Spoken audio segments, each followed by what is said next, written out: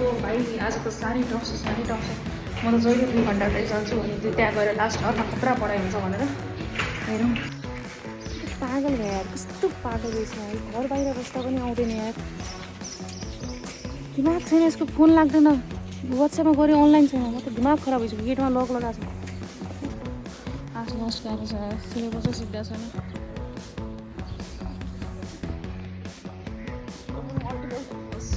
multiple क्याम्पसमा पनि आज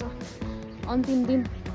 गाह्रो छ सिलेबसै सिद्धेको छैन कि मेन प्रब्लम त्यो छ कि सिलेबस सिद्धेको छैन के भन्ने यस्तो गाह्रो छ 11:30 भयो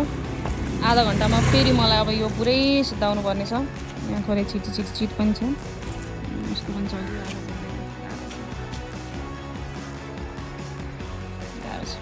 कसरी आउँछ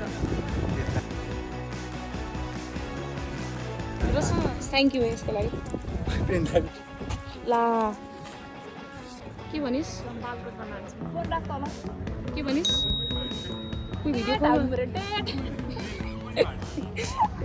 कस्तो भयो मोमो के एक प्लेट मोमो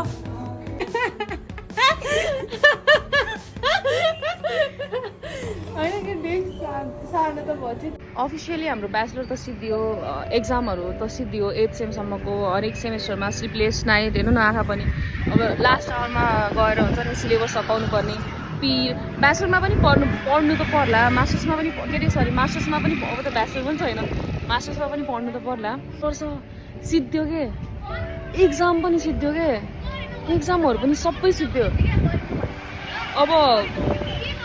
लाइफमा जस्ट यो टाइममा धेरै कुराहरू गुमाएँ धेरै कुराहरू पाएँ धेरै कुराहरू सिकेँ धेरै कुराहरू सिक्न खोजेँ सिकिरहेको छु सो एकदम ब्युटिफुल टाइम थियो अनि एकदम ब्युटिफुल मान्छेहरू पनि भेटेँ अहिले मेरो ब्याचलरको साथीहरू मैले यति सपोर्टिभ यति मायालु म यति माया गर्छु तिनीहरूलाई तिनीहरूले मलाई यति धेरै ठाउँबाट हिल गरेको छ क्या ब्याचलरको फ्रेन्डहरू राम्रो हुँदैन यता हुँदैन मेरो पनि कन्सेप्ट त्यही थियो म कहिले नि ब्याचलरमा राम्रो फ्रेन्ड बनाउँदिनँ होला हुँदैनन् होला यताउता but I found the best one मेरो एकदमै बेस्ट फ्रेन्डहरू भयो सो ब्याचलर सिद्धियो